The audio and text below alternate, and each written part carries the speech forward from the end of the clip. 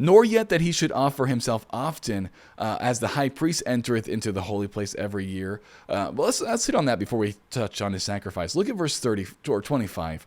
Not yet that he should offer himself often.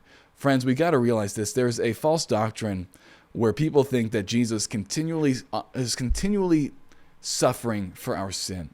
But this is clear. This is not my own agenda. This is clear in the text that Jesus is not continually suffering for our sin.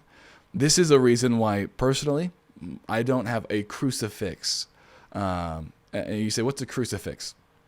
Some people have crosses and things, and that's awesome. I think that it's a good way to remember the suffering of Jesus, as long as it doesn't just become, a token.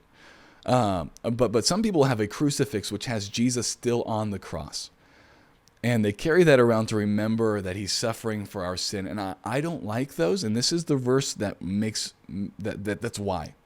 Because Jesus is not on the cross anymore, friends. He's not on the cross.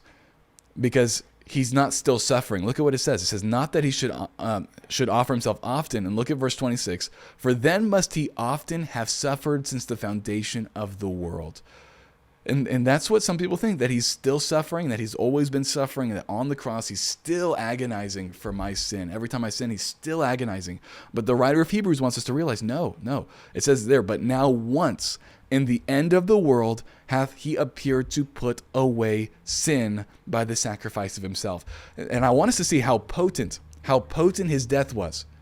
He doesn't have to continually suffer for our sin. His death was so potent that it only took him dying once to pay for it all.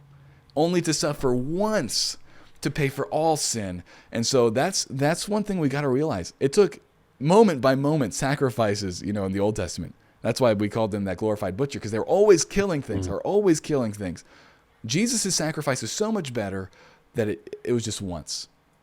One time he suffered to put away sin by the sacrifice of himself.